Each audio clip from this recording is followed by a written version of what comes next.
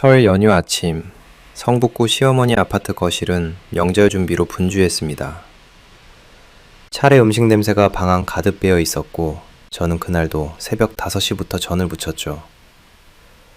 시어머니의 형님 내외가 차례를 지내러 오신 그 아침, 저는 조심스럽게 입을 열었습니다. 어머님, 저번에 말씀드렸던 것처럼 오늘 유민이 데리고 순천에 좀 다녀올게요. 친정아버지 팔순이기도 하고 친정 안 찾아뵌 지도 벌써 몇 년이 되어서요. 순간 시어머니의 표정이 얼어붙었습니다. 천천히 고개를 돌리셨죠. 그 눈빛, 저는 8년 동안 수백 번 봤습니다. 무언가에 불을 붙이기 직전의 눈빛이었죠. 시댁 두고 친정만 챙기는 며느리가 어딨어? 그렇게 살 거면 이혼장 찍고 나가라고. 이혼 서류라도 준비해다 줘? 어머님, 팔순은 한 번뿐이에요. 뭐? 감히 말대꾸야? 8년을 거두어줬더니 이게 뭐야? 소파에 앉아있던 아주버님 내외가 눈을 마주치지 않았습니다. 남편 서동진은 그 옆에서 시선을 바닥으로 내리깔았죠. 거실 한가운데 홀로 서 있던 저의 눈가에는 눈물이 맺혔습니다. 그런데 그들은 몰랐을 겁니다. 그 눈물이 억울함이 아니라 안도감이었다는 걸. 저는 부엌으로 천천히 걸어갔습니다. 그리고 조용히 서류 봉투를 들고 돌아왔죠. 서류는요, 3년 전부터 준비해뒀어요. 여러분의 구독, 좋아요는 더 많은 사연을 만드는 힘이 됩니다. 안녕하세요. 저는 류지은이라고 합니다. 36살이고 결혼한 지 꼭 8년째입니다. 지금 이 이야기를 여러분께 털어놓는 건 제가 살면서 가장 오래, 가장 조용히 버텨온 시간들이 어떻게 끝났는지를 여러분도 알아주셨으면 해서예요. 지금 이 순간 저는 봄볕이 드는 작은 투룸 빌라, 창가에 앉아 있습니다. 딸 유민이가 옆에서 색연필로 무언가를 열심히 그리고 있고 창밖으로는 연두빛 나뭇가지들이 바람에 살랑이고 있어요. 1년 전에 저라면 이런 조용한 아침을 감히 꿈도 꾸지 못했을 겁니다. 그 1년이 어떻게 가능했는지 지금부터 차근차근 들려드릴게요. 거슬러 올라가면 저는 결혼 전에 전남 순천에서 서울로 올라와 지방공기업 세무과에서 팀장 자리까지 오른 사람이었습니다. 숫자가 좋았어요. 결산 보고서를 마감일 전날 밤 혼자 완성해도 달갑게 여길 만큼 일 자체가 즐거운 사람이었죠. 내 이름으로 번 돈이 내 통장에 들어오는 게 뿌듯했고 야근 뒤 편의점에서 혼자 먹는 삼각김밥에도 성취감이 있었습니다. 후배들이 팀장님 덕분에 살았어요 라고 할 때 그게 진짜 보람이었거든요. 그때 저는 그런 사람이었어요.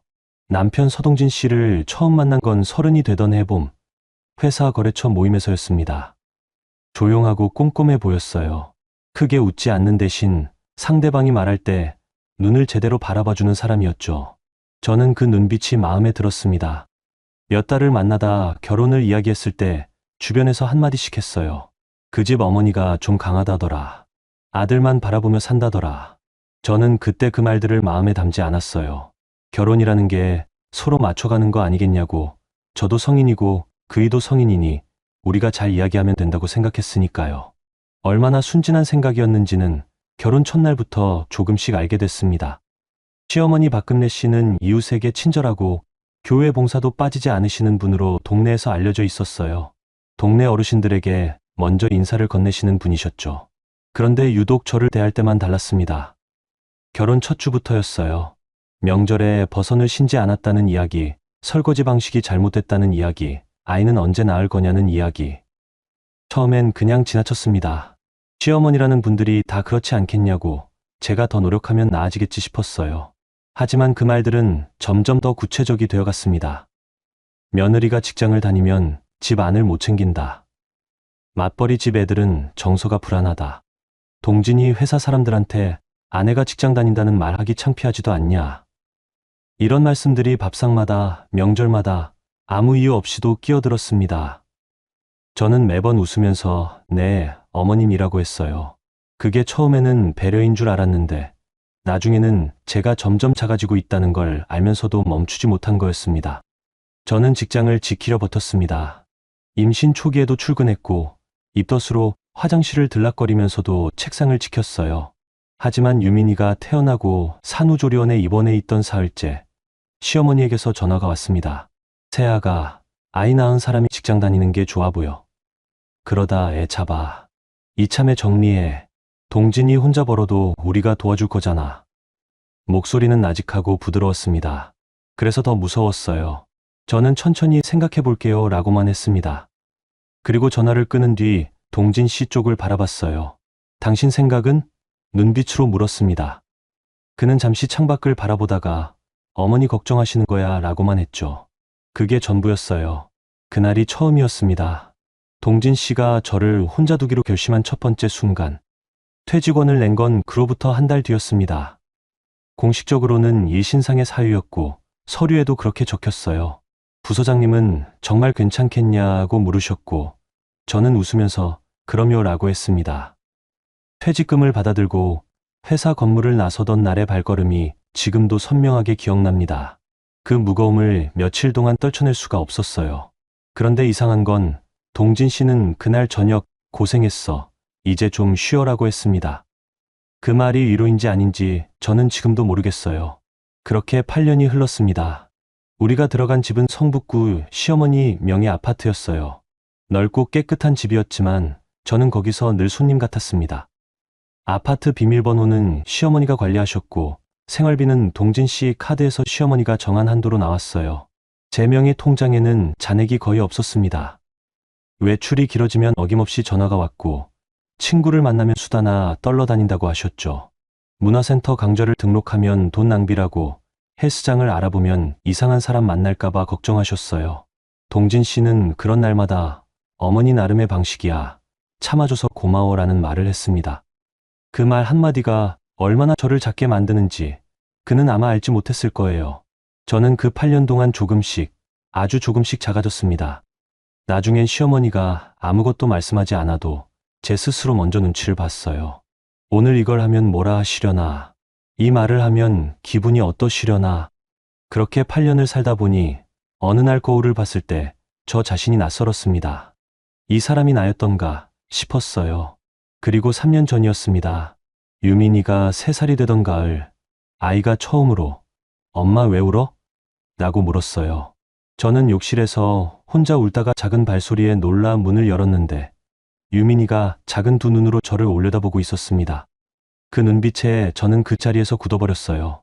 이 아이가 기억하는 엄마가 지금 이 모습이어서는 안 된다고. 욕실 바닥에서 혼자 우는 엄마가 아니라 자기 자리에서 자기 이름으로 살아가는 엄마를 보여줘야 한다고. 그 생각이 그날 밤 이후로 저를 조금씩 바꿔놓기 시작했습니다. 그날부터 저는 조용히 준비했습니다. 시어머니가 저에게 던진 폭언들을 날짜와 함께 메모했고 퇴직을 유도하던 통화 내용을 녹음으로 정리했으며 산후조리 기간 중 방의 사실과 생활비 흐름도 기록으로 남겼습니다. 그 자료들을 서초구 법률사무소 임지연 변호사님께 차례로 맡겼고 변호사님은 제 자료를 훑어보시고 조용히 말씀하셨어요. 준비가 끝나면 알려주세요. 그 한마디가 3년 동안 저를 버티게 해줬습니다. 설 연휴 이틀 전 저녁이었습니다. 저는 저녁 식사를 마치고 그릇들을 다 치운 뒤 시어머니 앞에 앉았어요. 어머님, 이번 설날에 유민이 데리고 순천 다녀와도 될까요? 친정아버지 팔순이라서 겸사겸사 하려고요. 시어머니는 수저를 내려놓으시고 저를 바라보셨습니다. 설날에 명절에 시댁을 두고 친정에 가. 당일로 다녀올게요. 기차로 가면 저녁엔 충분히 돌아올 수 있어요. 안 돼. 며느리가 설날 아침에 없으면 차례를 어떻게 지내. 안 된다고. 대화는 거기서 끊겼습니다. 동진 씨는 그 자리에서 말 한마디 없이 방으로 들어갔어요. 저는 설거지를 하며 내일 아침을 생각했습니다. 이미 각오는 서 있었어요. 설날 아침이 밝았습니다. 새벽 5시에 일어나 부엌에 섰어요. 전을 부치고 산적을 꿰고 떡국 국물을 우리면서 저는 이 새벽을 몇 번이나 반복했는지 세어봤습니다. 8년이면 8번의 설 새벽이었어요. 8번의 혼자였던 부엌. 손에 기름이 배어도 수고했다고 말해주는 사람 없는 아침들. 그 아침들이 오늘로 끝나는 것이었습니다. 손이 저렸지만 그건 추위 때문이 아니었어요. 차례가 끝나자 친척분들이 거실 소파 자리를 잡으셨습니다. 유민이는 안방에서 이제 막 잠을 깨 눈을 비비며 나오고 있었고 동진 씨는 과일을 깎고 있었어요. 저는 행주로 손을 닦으며 거실로 나갔습니다. 이번엔 조심스럽지 않았어요. 어머님, 유민이 깼으니까 이제 출발할게요. 오늘 순천 다녀오겠습니다. 시어머니는 과일 접시를 받아들다 멈추셨어요. 그것을 탁자 위에 내려놓는 소리가 생각보다 크게 울렸습니다. 형님 내외의 눈이 동시에 시어머니 쪽으로 향했어요. 오늘 간다고? 오늘이 설날인데? 네. 팔수는 한 번뿐이라서요. 시댁 두고 친정만 챙기는 며느리가 어딨어. 그렇게 살 거면 이혼장 찍고 나가라고 8년을 먹여주고 재워줬더니 이게 뭐야, 뭐가. 형님 내외가 눈을 마주치지 않았습니다. 동진 씨는 과일 칼을 든 채 굳어버렸어요. 거실 한가운데 홀로 서 있는 저의 눈가에 눈물이 차올랐습니다. 그런데 그 눈물은 수치심이 아니었어요. 오랫동안 눌러두었던 어떤 긴장이 마침내 풀리는 이상하게도 따뜻한 감각이었습니다. 저는 유민이 방으로 걸어갔습니다.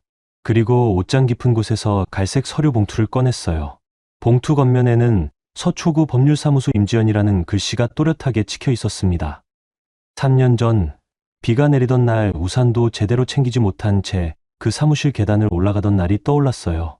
변호사님은 제 이야기를 다 듣고 나서 준비가 끝나면 오세요라고 하셨죠. 오늘이 그날이었습니다. 저는 봉투를 들고 거실로 돌아왔습니다. 그리고 식탁 위에 천천히 내려놓았어요. 이혼장이요? 어머님이 먼저 말씀하셨으니 여기 있습니다. 서류는 3년 전부터 준비해뒀어요. 거실이 완전히 얼어붙었습니다. 시어머니의 눈이 봉투 위에서 멈췄어요. 형님 내외는 서로 눈빛을 교환했고 동진 씨는 조리대 위에 과일 칼을 천천히 내려놓았습니다. 그의 얼굴에는 8년 동안 한 번도 보지 못한 표정이 떠올라 있었어요. 두려움인지 죄책감인지 그 자신도 알 수 없을 것 같은 표정이었습니다. 저는 유민이의 작은 손을 잡고 현관으로 걸어갔습니다. 등 뒤에서 아무도 저를 붙잡지 않았어요. 현관문이 닫히는 소리가 복도에 울렸습니다. 유민이가 올려다보며 물었어요. 엄마, 우리 어디 가? 할아버지 생신이라 순천에 가는 거야. 기차 타러 가자. 엘리베이터 문이 닫히고 저는 천장을 올려다봤습니다. 눈물은 이미 멎어 있었어요.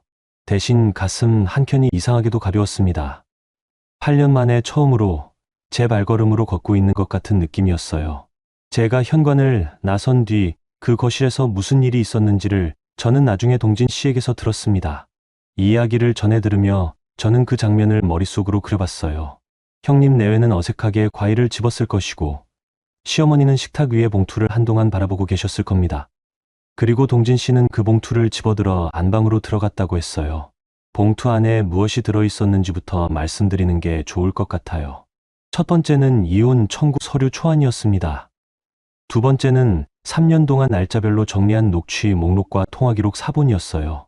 시어머니가 저에게 던진 폭언들, 퇴직을 유도하던 통화, 산후조리 기간 중 방의 사실이 날짜 순으로 정리되어 있었습니다. 세 번째는 생활비 전가, 구조와 아파트 명의 관계를 정리한 재산 시뮬레이션 자료였어요.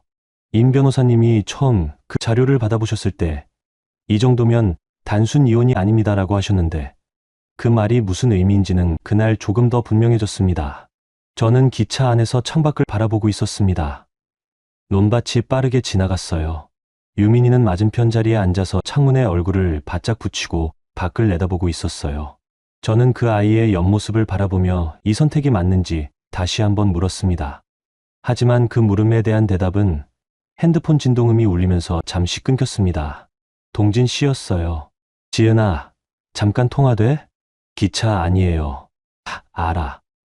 그래도 어머니한테 그렇게 하지는 않았으면 했어.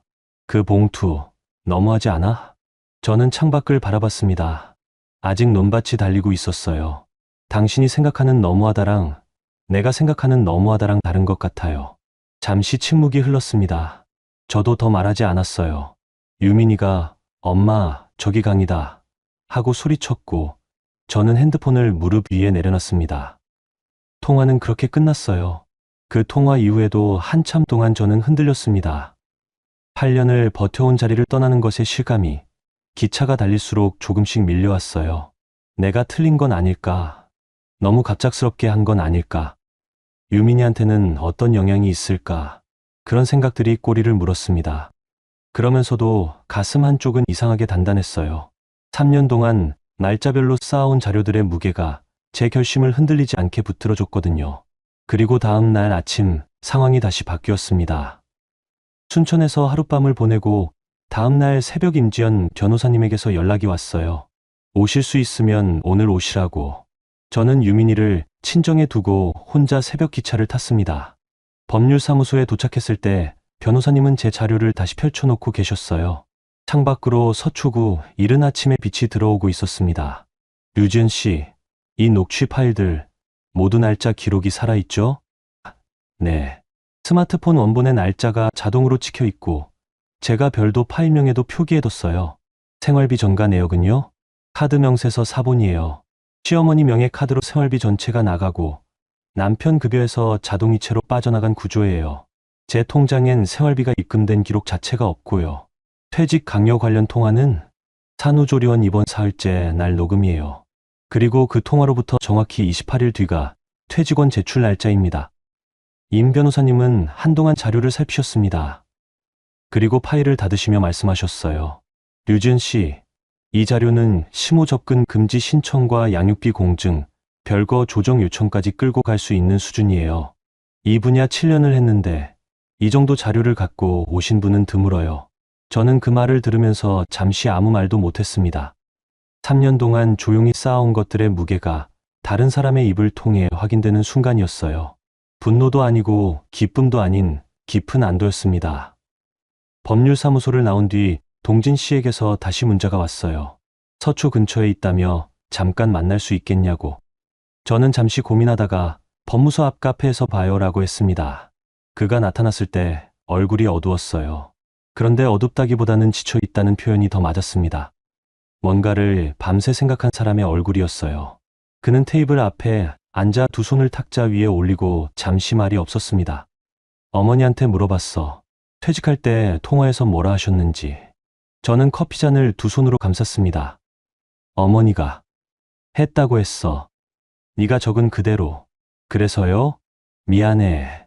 나는 그때 몰랐던 게 아니야. 외면했던 거야. 그게 더 나쁜 거잖아. 그의 목소리가 낮아졌습니다. 저는 대답을 하지 않았어요. 그 사과를 받아야 할지 그냥 들어야 할지 그 순간에는 알 수 없었습니다. 다만 8년 만에 처음으로 그가 자기 잘못을 자기 입으로 말하고 있다는 사실 하나는 알았어요. 너무 늦게 열린 입이었지만 그래도 열렸다는 것 자체가 무언가의 시작이었습니다. 그날 저녁 저는 짐을 챙기러 다시 그 아파트로 갔습니다. 유민이를 데리고 나온 뒤 하룻밤이 지난 뒤였어요. 현관문을 열었을 때 거실은 어두웠고 시어머니는 안방에 계셨습니다. 식탁 위에는 어제 제가 두고 나온 서류 봉투가 그대로 놓여 있었어요. 저는 그 봉투를 다시 집어들었습니다. 그리고 안방 문 앞에 섰어요. 어머님, 짐 좀 챙길게요. 문 너머에서 기척이 있었습니다. 시어머니가 문을 여셨어요. 평소보다 얼굴이 작아 보이셨습니다. 그리고 뭔가를 지우려는 것처럼 갑자기 다른 목소리로 말씀하셨죠. 짐은 왜 챙겨? 여기가 내 집이잖아. 아직 이 집이 제 집인지 저도 잘 모르겠어요, 어머님.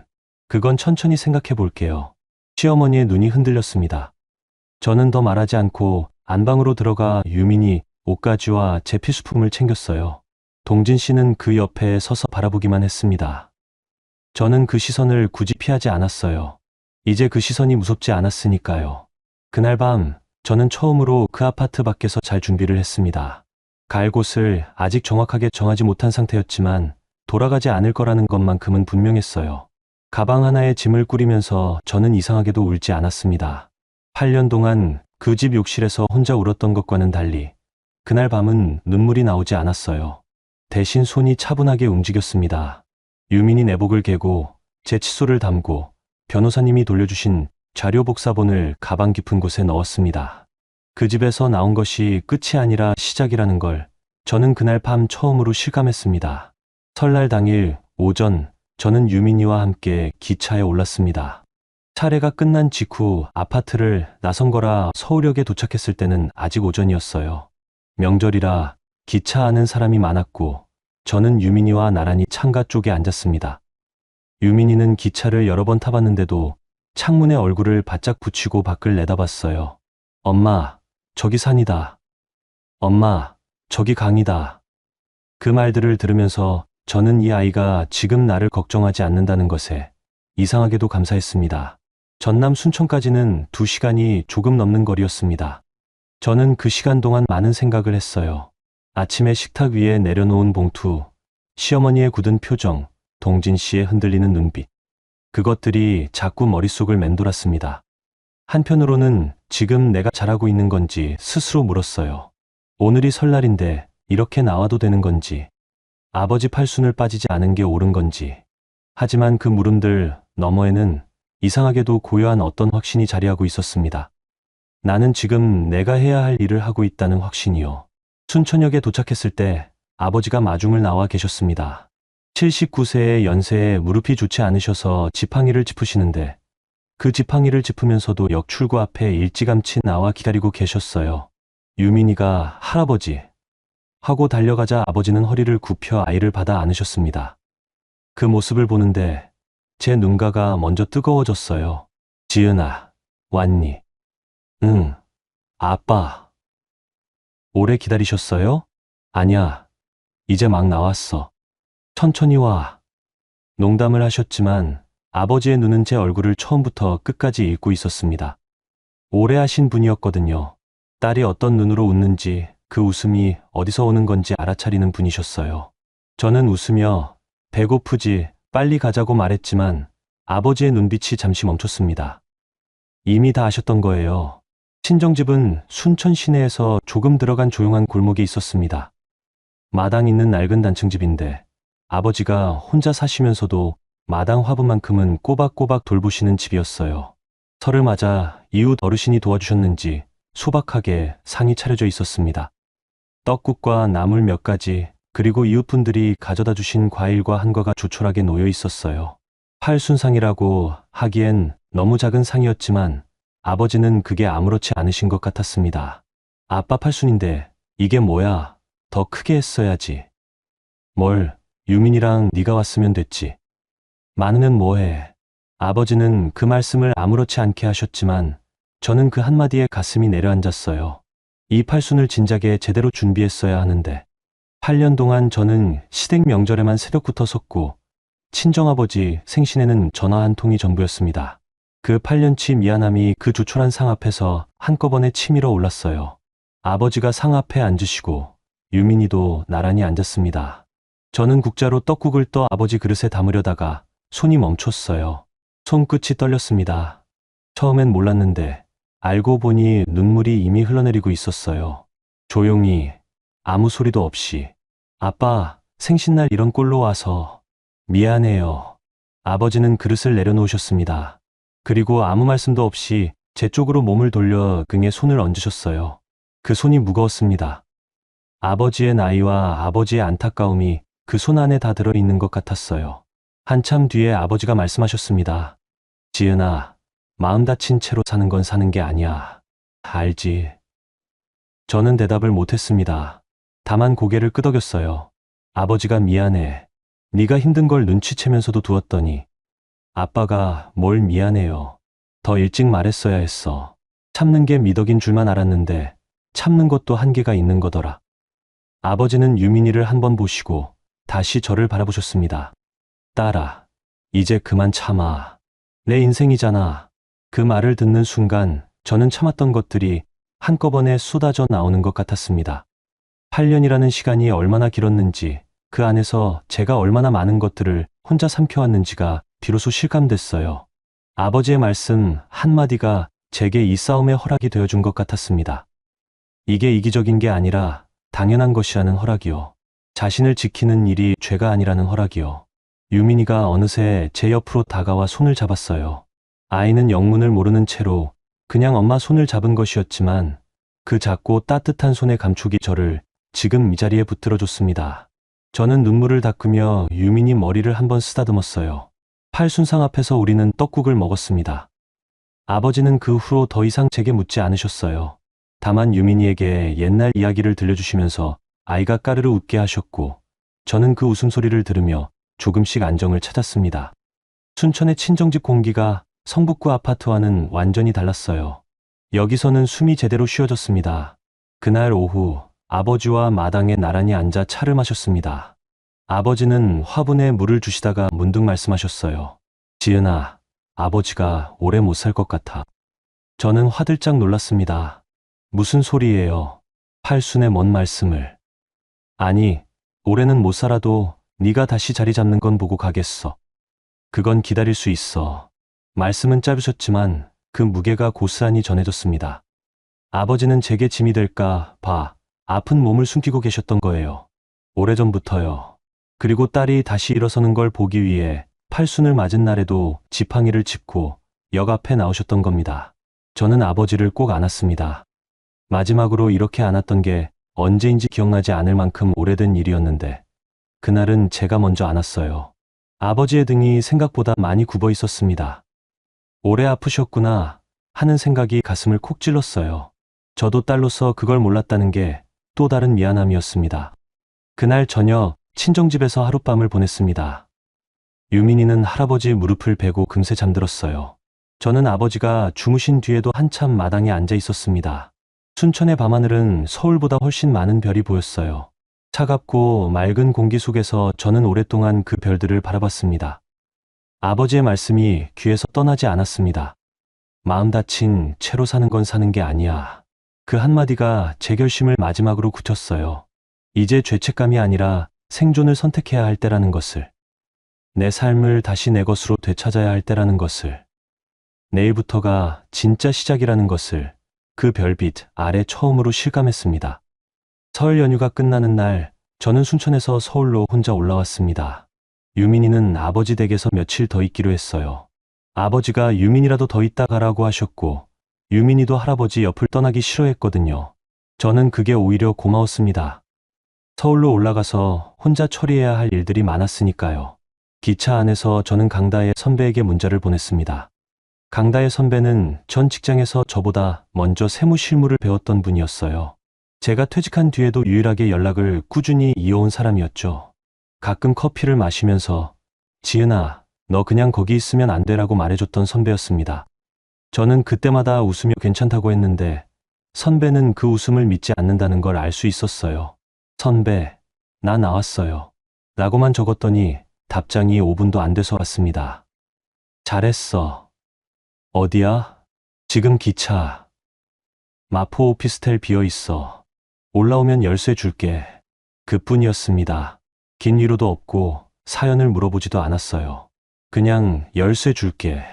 저는 그 문자를 읽으면서 눈물이 날 것 같았습니다. 8년 동안 저한테 조건 없이 문을 열어준 사람이 있었다는 것이 그 문장 하나에 다 들어 있었거든요. 서울역에서 내려 바로 마포로 향했습니다. 선배는 오피스텔 1층 로비에서 기다리고 있었어요. 마스크도 안 쓰고 청바지에 점퍼를 걸친 모습이었는데 저를 보자마자 열쇠를 내밀었습니다. 이번엔 네가 너를 살려. 알지. 저는 열쇠를 받으면서 뭔가 말을 하려 했는데 목이 막혔습니다. 선배는 제 어깨를 한번 토닥이더니 나 바빠서 먼저 가 하고 돌아섰어요. 그 뒷모습이 얼마나 고마웠는지 저는 한참 그 자리에 서 있었습니다. 오피스텔은 마포구 조용한 골목 안에 있었어요. 넓지는 않았지만 깨끗했고 창문으로 건물들 사이로 하늘이 한 뼘쯤 보였습니다. 저는 가방을 내려놓고 그 하늘 한 뼘을 한참 바라봤어요. 8년 동안 시어머니 명의 아파트의 넓은 창문으로 보이던 하늘보다 이 좁은 한 뼘의 하늘이 이상하게도 더 제 것 같았습니다. 다음 날 아침 저는 임지연 변호사님 사무소로 향했습니다. 3년치 자료를 제대로 넘겨드리기 위해서였어요. 법률사무소는 서초구 조용한 빌딩 안에 있었습니다. 임 변호사님은 40대 초반으로 이혼 전문 변호사로 지역에서 알려진 분이었어요. 처음 제가 사무소 문을 두드렸을 때 자료를 가져오세요. 감정은 나중에라고 하셨는데 그 말이 오히려 저를 안심시켰습니다. 감정으로 싸우면 지는 싸움이 된다는 걸 이미 알고 계신 분이었으니까요. 저는 파일 세 묶음을 탁자 위에 올려놓았습니다. 변호사님은 파일을 펼쳐들고 천천히 검토하셨어요. 이 녹취 파일들, 날짜 기록이 모두 살아있죠? 네. 스마트폰 녹음 원본의 날짜가 자동으로 찍혀 있고 파일명에도 제가 따로 표기해뒀어요. 생활비 전가 내역은요? 카드 명세서 사본이에요. 시어머니 명의 카드에서 생활비 전체가 나가고 남편 급여에서 자동이체로 빠져나간 내역이에요. 제 통장엔 생활비가 입금된 기록 자체가 없고요. 퇴직 강요 관련 통화는 산후조리원 입원 사흘째 날 날짜 녹음이에요. 그리고 그 통화로부터 정확히 28일 뒤가 퇴직원 제출 날짜입니다. 임 변호사님은 한동안 자료를 살피셨습니다. 그리고 파일을 닫으시며 말씀하셨어요. 류지은 씨, 이 자료는 단순 이혼 청구가 아니라 심호 접근 금지 신청과 양육비 공증, 별거 조정 요청까지 끌고 갈 수 있는 수준이에요. 제가 이 분야 7년을 했는데 이 정도 자료를 갖고 오신 분은 손에 꼽아요. 저는 잠시 그 말을 되새겼습니다. 3년 동안 조용히 기록해온 것들의 무게가 다른 사람의 입을 통해 확인되는 순간이었어요. 분노도 아니고 기쁨도 아닌 깊은 안도였습니다. 그러면 지금 바로 이혼 청구를 넣는 게 맞을까요? 꼭 그렇지는 않아요. 제가 권하는 건 1년 별거 신청과 동시에 양육비 지급과 심호 접근 금지 조정을 요청하는 거예요. 이혼 여부는 그 이후에 류지은 씨가 결정하면 돼요. 지금 당장 결론 낼 필요는 없어요. 그 말을 들으면서 저는 생각했습니다. 사실 나는 이혼을 원하는 게 아닐 수도 있다고. 내가 원하는 건 내 삶이었어요. 시어머니의 질서 바깥에서 내 이름으로 숨쉬는 삶. 그게 이혼이 전제여야 하는지는 저도 아직 몰랐습니다. 며칠 뒤 저는 유민이를 데리러 순천으로 내려갔다 다시 올라왔습니다. 오피스텔로 돌아온 건 자정이 넘어서였어요. 유민이는 기차 안에서 이미 잠들어 있었고 저는 아이를 안고 오피스텔 좁은 바닥에 이불을 깔았습니다.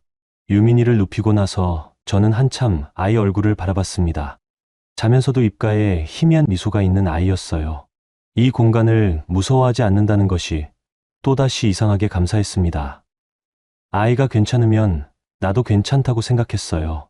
그날 밤 저는 처음으로 깊은 잠을 잤습니다. 8년 동안 시어머니 명의 아파트에서 지냈지만 그 집에서 한 번도 깊이 잠든 기억이 없었어요. 새벽마다 시어머니 발소리에 귀를 세우고 동진 씨 알람 소리에 먼저 눈을 떠야 했으니까요. 그 집에서 저는 늘 반쯤만 잠들었습니다. 그런데 그날 밤 마포 오피스텔의 좁은 바닥에서 저는 오래간만에 정말 편안하게 잠들었어요. 아침에 눈을 뜨고 나서 처음으로 숨이 가득 차 있다는 게 무슨 느낌인지 알았습니다. 내 숨이 내 것인 밤. 그게 그 오피스텔 첫 밤이었어요. 별거를 시작한 지 한 달이 지났을 때였습니다.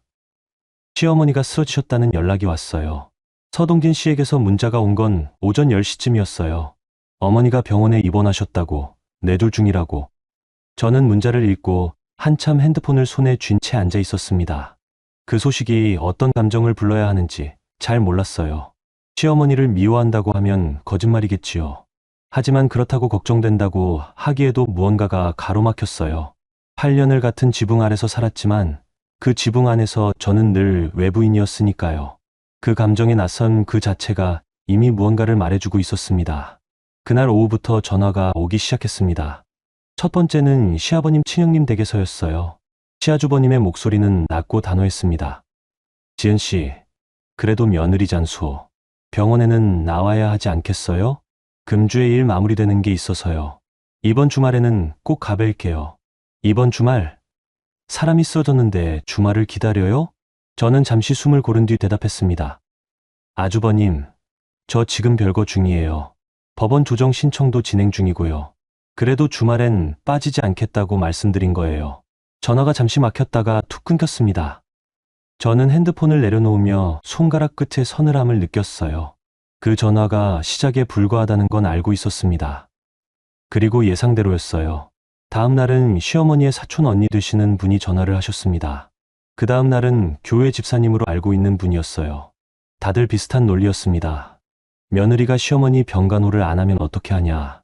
뭐가 있어도 가족인데. 아이도 있는데 이혼이 말이 되냐. 저는 그 전화들을 하나씩 받으면서 각각에게 같은 말을 했습니다. 주말에 면회는 하겠습니다. 간병은 법원 조정 결과를 보고 결정하겠습니다. 그 말들을 하면서 저는 스스로 흔들리고 있다는 걸 알았어요. 그게 무서웠습니다. 나는 8년 동안 이미 너무 많은 걸 빼앗겼는데 이번에도 죄책감 때문에 다시 끌려가면 어떻게 되는 걸까? 그 생각이 밤마다 잠을 빼앗았어요. 강다혜 선배에게 전화를 걸었습니다. 오피스텔 복도 창문에 기대어 선 채로요. 선배, 나 지금 흔들려요. 뭐가 흔들려? 시어머니가 뇌졸중으로 쓰러지셨어요. 사람들이 다 며느리 아니냐고 하는데 나도 모르겠어요. 내가 잘못하고 있는 건지. 선배는 잠시 있다가 말했어요. 지은아, 질문 하나 할게. 시어머니가 건강했을 때 그분이 너한테 잘해줬어? 저는 대답을 못했습니다. 그거야. 건강했을 때 못했던 거 아픈 다음이라고 네가 다 짊어질 필요 없어. 선 긋고 지켜. 주말 면회 그거 이미 충분한 거야. 그 말을 들으면서 뭔가가 내려앉았습니다. 제가 흔들린 건 죄책감이 아니라 8년 동안 익숙해진 패턴 때문이었다는 걸 선배의 말이 짚어줬어요. 참으면 된다. 다시 돌아가면 된다. 그 패턴이 몸 안에 남아 있었던 거예요. 저는 전화를 끊고 나서 창밖을 바라봤습니다. 오피스텔 골목 위로 하늘이 한 뼘 보였어요. 흔들리더라도 나는 저 하늘 한 뼘짜리 공간을 지켜야 한다고 그렇게 생각했습니다. 주말이 됐을 때 저는 약속대로 병원에 갔습니다. 유민이는 선배에게 잠깐 부탁하고 혼자 갔어요. 병실에는 시아주버님 내외가 와 있었습니다. 분위기가 어색했어요. 시어머니는 링거를 꽂고 계셨는데 저를 보자마자 손을 들어 올리려 하셨습니다. 지은아, 왔어? 네, 어머님. 많이 불편하세요? 불편하지. 다리가 잘 안 움직여. 근데 너는 왜 매일 안 와? 며느리면 와야지. 저는 의자를 당겨 앉았습니다. 어머님, 저 지금 별거 중인 거 아시잖아요. 조정 절차도 진행 중이고요. 주말엔 오겠다고 드린 거예요. 그래도 네가 와야 동진이가 편하지. 저는 대답하지 않았어요. 시어머니는 여전히 동일한 언어로 말씀하고 계셨습니다. 동진이를 위해, 시댁을 위해, 나를 위해서는 아무것도 없는 그 언어. 저는 그 언어를 이제 알아듣기 때문에 그 언어에 대응하는 방법도 알고 있었습니다. 대답하지 않는 것이었어요. 일주일에 한 번 저는 그 병실에 들렀습니다. 과일을 깎아 드리거나 링거가 다 됐는지 확인하는 수준이었어요. 그 이상은 하지 않았습니다. 그 선을 지키기 위해 매번 마음을 다잡아야 했어요. 그 무렵부터 저는 세무보조 일을 시작했습니다. 강다의 선배가 세무사 지인과 연결해줬어요. 오전 3시간 주 4일 근무로 계약했습니다. 많지 않은 시간이었지만 저는 그 일이 기다려졌어요. 숫자를 다시 손으로 만지는 감각, 결산 서류를 펼치고 오류를 찾아내는 집중력, 8년 동안 묵혀두었던 감각이 천천히 깨어나는 느낌이었습니다. 첫 출근 날, 저는 출발 전에 유민이 학교 가방을 챙겨주고 아이 손을 잡았습니다. 유민아, 오늘부터 엄마 일하는 날이야. 선생님 말씀 잘 들어야 해. 엄마 일하러 가. 어떤 일? 숫자 세는 일이야. 숫자 세는 거 재밌어? 저는 잠시 생각하다가 웃으며 말했어요. 응, 엄마는 재밌어. 유민이가 고개를 끄덕이며 신발을 신었습니다. 저는 그 작은 고개를 보면서 이 대답이 오래간만에 진심이었다는 걸 느꼈어요. 숫자 세는 게 재밌다. 그 말이 8년 전에도 사실이었고 지금도 사실이었습니다. 다만 8년 동안 그 사실을 잊고 살았던 거예요. 세무보조직 첫날, 저는 전 직장보다 훨씬 작은 책상 앞에 앉았습니다. 팀장이 아니라 보조로, 과장이 아니라 계약직으로. 하지만 그 작은 책상이 시어머니 명의 아파트의 그 어떤 자리보다 제 것이었어요. 이 자리는 누가 허락한 자리가 아니라 내가 걸어 들어온 자리였으니까요. 점심시간, 혼자 편의점 삼각김밥을 먹으면서 저는 오래전 그 느낌을 떠올렸습니다. 내 이름으로 번 돈이 내 통장에 들어오는 성취감. 아직은 작고 희미했지만 그 느낌이 돌아오고 있었습니다. 마포 오피스텔은 강다의 선배의 세이프하우스였습니다. 선배는 단 한 번도 그 공간을 돌려달라고 하지 않았어요. 하지만 저는 알고 있었습니다. 선배가 거기서 벌어들이는 임대료가 없다는 것을, 그리고 그 공간이 제 사정 때문에 비어 있다는 것을. 제가 스스로 서는 날까지만 있는 공간이라는 것을 저는 처음부터 알고 있었어요.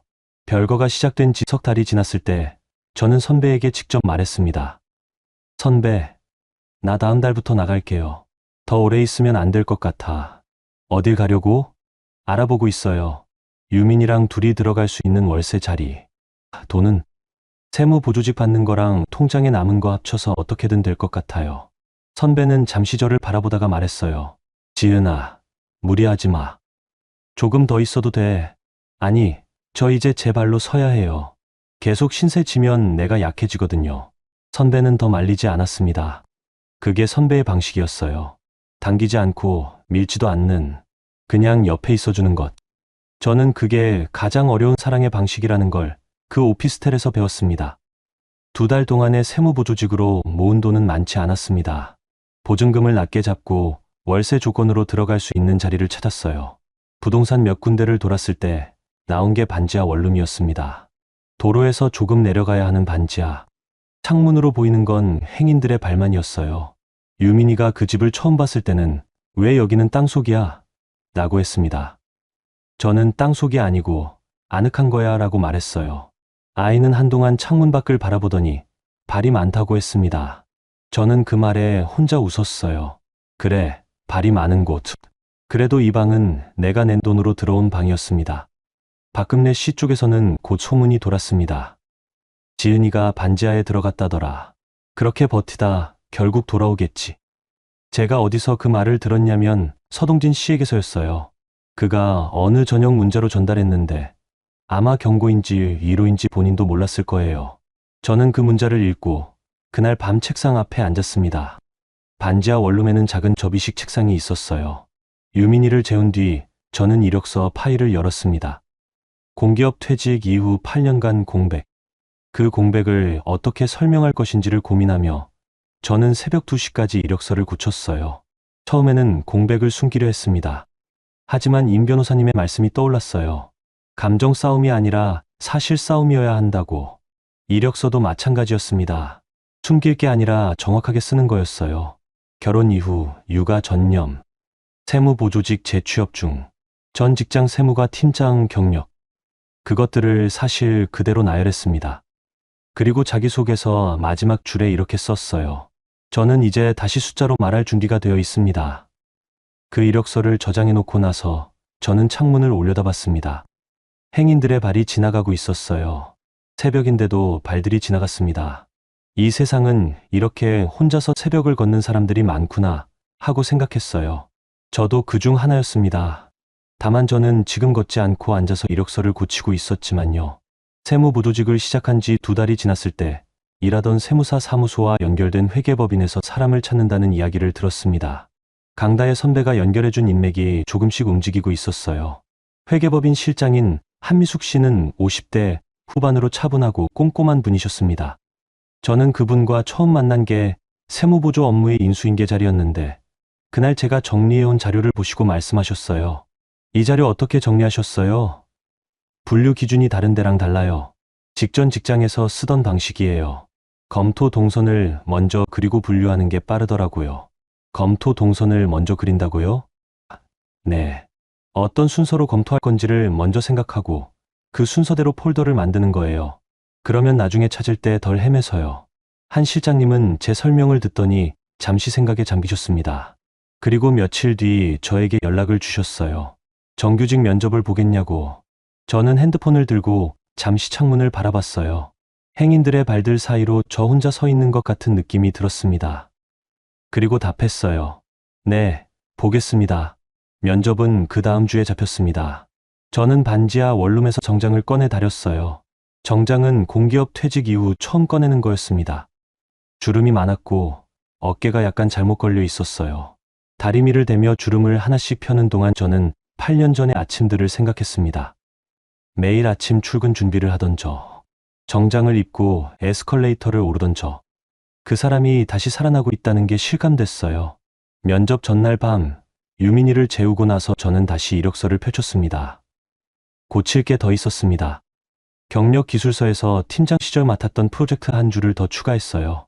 별것 아닌 것 같은 한 줄이었지만 저는 그 한 줄을 쓰는데 꽤 오래 걸렸습니다. 그 한 줄을 쓸 자격이 내게 아직 있는 건지 스스로에게 물어야 했으니까요. 결론은 있었습니다. 있었어요. 그 경력은 누가 빼앗아간 게 아니었어요.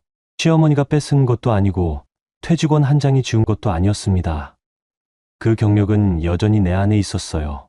다만 8년 동안 쓰이지 않았을 뿐이었습니다. 잠들어 있던 것이지 사라진 것이 아니었어요.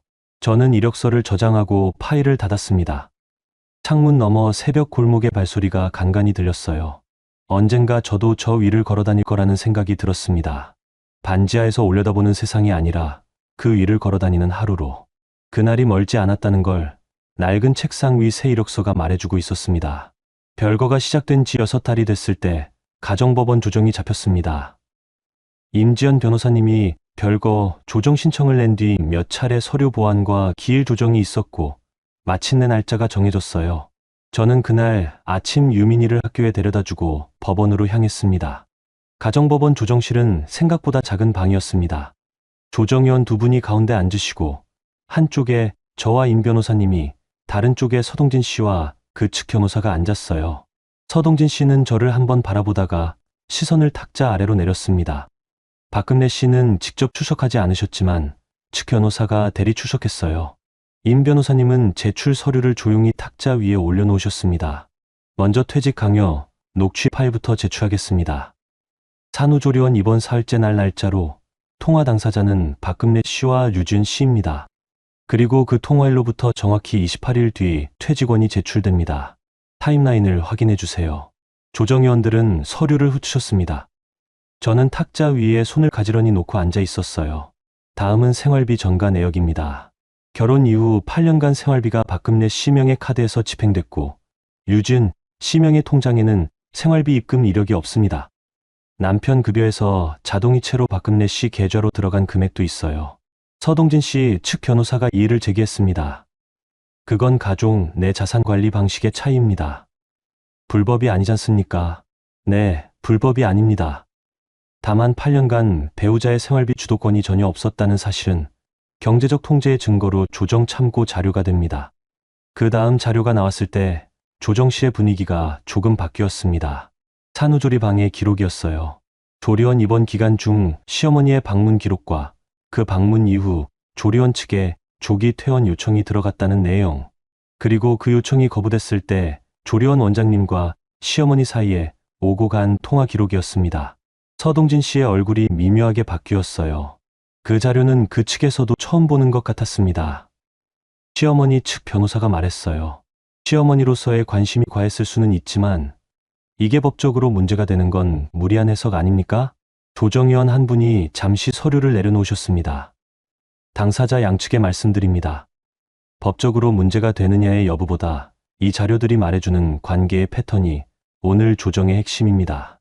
류지은 씨, 한 가지 여쭤보겠습니다. 남편 서동진 씨가 이 자료들에 대해 인지하고 있었다고 생각하십니까? 저는 잠시 서동진 씨 쪽을 바라봤습니다. 인지하고 있었다고 생각합니다. 다만 모른 척했다고 생각해요. 조정위원들이 서동진 씨 쪽으로 눈을 돌렸습니다. 그의 측 변호사가 뭔가를 말하려다 멈췄어요. 그리고 서동진 씨가 입을 열었습니다. 저는 알고 있었습니다. 다 알면서 외면했어요. 조정실이 조용해졌습니다. 아내가 힘들다는 걸 알면서도 어머니와 아내 사이에서 아무것도 하지 않았습니다. 그게 방관이 아니라고 생각했는데 지금 생각하면 가장 나쁜 방관이었습니다. 제가 아내를 방치했습니다. 그 말을 들으면서 저는 눈물이 날 것 같았습니다. 그런데 이상하게도 눈물이 나오지 않았어요. 8년 동안 그 말을 얼마나 듣고 싶었는지. 그 말이 드디어 나왔는데 저는 눈물 대신 가슴이 차가워지는 것 같았습니다. 이 사람의 각성이 진심이라는 걸 알았어요. 하지만 진심인 각성이 무언가를 되돌릴 수 있는 것은 아니었습니다. 8년은 8년이었어요. 시어머니 측 변호사는 그 이후 논리를 이어가기 어려워졌습니다. 남편이 직접 인정한 이상 방관 사실을 다른 방향으로 해석할 근거가 줄었어요. 조정위원들은 잠시 별도로 이야기를 나누신 뒤 돌아오셨습니다. 류지은 씨와 서동진 씨, 그리고 대리 출석인에게 조정 방향을 말씀드리겠습니다. 제출된 자료와 오늘 당사자 진술을 바탕으로 박금래 씨의 무단 접근 제한이 필요하다고 판단됩니다. 양육비 지급 기준도 협의해야 하고요. 이혼 여부는 오늘 결정사항이 아니며 1년 될 거 유지 후 재조정을 권고드립니다. 박금래 씨 측 변호사의 표정이 굳었습니다. 제 옆에서 임 변호사님이 조용히 서류를 정리하셨어요. 저는 탁자 위에 손을 보면서 이 손이 3년 동안 날짜 하나하나를 기록해왔다는 것을 떠올렸습니다. 그 기록들이 오늘 이 자리에서 말을 하고 있었어요. 저 대신 차갑게, 정확하게. 조정실을 나서면서 임 변호사님이 말씀하셨습니다. 류지은 씨, 잘하셨어요. 흔들리지 않으셨거든요. 흔들렸어요. 안쪽으로. 그래도 밖으론 안 보였어요. 그게 제일 중요한 거예요. 법원 정문을 나서면서 저는 하늘을 봤습니다. 흐린 날이었는데 구름 틈 사이로 빛이 한 줄기 내려오고 있었어요. 저는 잠시 그 빛을 바라보다가 걸음을 옮겼습니다. 가야 할 곳이 있었거든요. 유민이를 데리러 학교로 가야 했어요. 이야기를 시작하면서 말씀드렸던 봄볕이 드는 투룸 빌라로 돌아왔습니다. 그 투룸이 어떻게 가능해졌는지 이제 다 말씀드릴 수 있게 됐어요. 회계법인 면접은 붙었습니다. 정규직 발령은 법원 조정 결과가 나오고 2달 뒤였어요. 한미숙 실장님은 채용 확정 날 저에게 말씀하셨습니다. 유지은 씨, 공백이 있는 이력서를 가져온 사람이 많은데 이렇게 명확하게 정리해온 분은 처음이에요. 공백을 숨기지 않고 정면으로 쓰셨더라고요. 공백은 숨길 수 없으니까요. 그냥 사실대로 쓰는 게 맞다고 생각했어요. 그게 통했어요. 합격이에요. 저는 그 말을 들으면서 어깨가 조금 내려앉는 것 같았습니다. 꽉 쥐고 있던 뭔가를 비로소 놓는 것 같은 감각이었어요. 이제 내 이름으로 일한다. 내 이름으로 번다. 그 감각이 돌아오고 있었습니다. 정규직이 확정된 뒤 저는 투룸을 알아봤습니다. 유민이 방과 제 방이 따로 있는 작은 빌라. 반지하가 아닌 햇살이 들어오는 곳. 부동산 몇 군데를 돌았고 마지막으로 들른 빌라 2층 방을 봤을 때 알았어요. 이 방이다. 창문으로 오후 햇살이 비스듬하게 들어오고 작은 마당이 내려다 보이는 방이었습니다. 보증금을 치르고 계약서에 제 이름을 썼을 때 처음으로 펜 끝이 흔들리지 않았어요. 이사하는 날 유민이는 자기 방을 먼저 살펴봤습니다. 작은 창문 앞에 서서 엄마 여기 꽃 심어도 돼? 하고 물었어요. 저는 응, 네가 심고 싶은 거 심어라고 했습니다. 유민이는 그 대답이 마음에 든다는 듯 고개를 끄덕이고 방 안을 뛰어다녔어요. 그 무렵 법원 조정 결과가 공문으로 왔습니다. 1년 별거 유지 후 재조정. 그 기간 동안 서동진의 양육비 정기 지급, 박금래의 류지은과 서유민에 대한 무단 접촉 금지, 새 항목이 공증 처리로 확정됐어요. 저는 그 공문을 받아들고 한번 읽고 그 다음에 파일 폴더에 조용히 넣었습니다. 울지 않았어요. 기뻐 날뛰지도 않았습니다. 그냥 정확하게 받아들였어요. 내가 3년 동안 준비한 것이 이 결과를 만들었다는 것을. 한 달 뒤 시어머니의 병원 면회일이었습니다. 저는 약속대로 갔어요. 시어머니는 재활치료를 시작하셨는데 다리가 많이 돌아오셨지만 손이 아직 불편하신 상태였습니다. 저를 보자마자 뭔가를 말씀하려 하시더니 잠시 멈추셨어요. 그리고 천천히 말씀하셨습니다. 지은아, 내가 너를 너무 함부로 봤어. 저는 과일 바구니를 탁자 위에 내려놓으며 잠시 그 말을 들었습니다. 어머님, 들었어요. 미안하다는 말이 소용이 없다는 거 알아. 그래도 하고 싶었어. 저는 의자를 당겨 앉았습니다. 그 사과가 진심이라는 걸 느꼈어요. 하지만 그 진심이 경계를 허무는 이유가 되지는 않았습니다. 용서는 천천히 가는 것이고 경계는 그것과 별개로 지켜야 하는 것이었어요. 어머님, 나아지시길 바라요. 진심으로요. 그게 다야? 지금은요. 그게 제가 드릴 수 있는 전부예요. 시어머니는 잠시 저를 바라보다가 고개를 끄덕이셨습니다. 그 고개에 체념이 있었고 그 체념 안에 조금의 인정도 있었어요. 저는 그걸 받아들이고 자리에서 일어났습니다. 병원을 나서면서 저는 동진 씨의 문자를 받았습니다. 부부 상담 다음 주에 잡혔다는 내용이었어요. 이혼을 하지 말아달라는 말이 아니었습니다. 다음 상담 날 아버지로서 어떻게 하면 되는지 이야기하고 싶어 라고만 써 있었어요. 저는 잠시 그 문자를 읽다가 알겠다 고만 답했습니다. 그 사람이 달라지고 있다는 걸 알았어요. 하지만 그것이 우리 관계를 어디로 이끌지는 지금 알 수 없었습니다. 그리고 그걸 지금 알 필요도 없었어요. 이혼을 할지 말지는 내가 내 자리에 완전히 서고 난 뒤에 차분하게 결정하면 되는 일이었습니다. 봄이 됐습니다.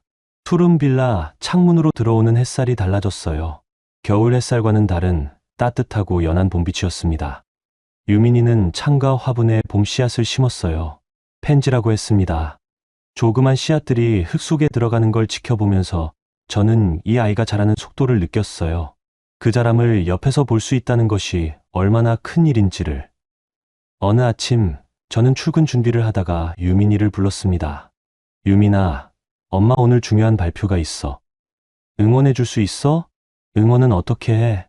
그냥 잘 다녀오라고 해줘. 엄마 잘 다녀와. 발표 잘해.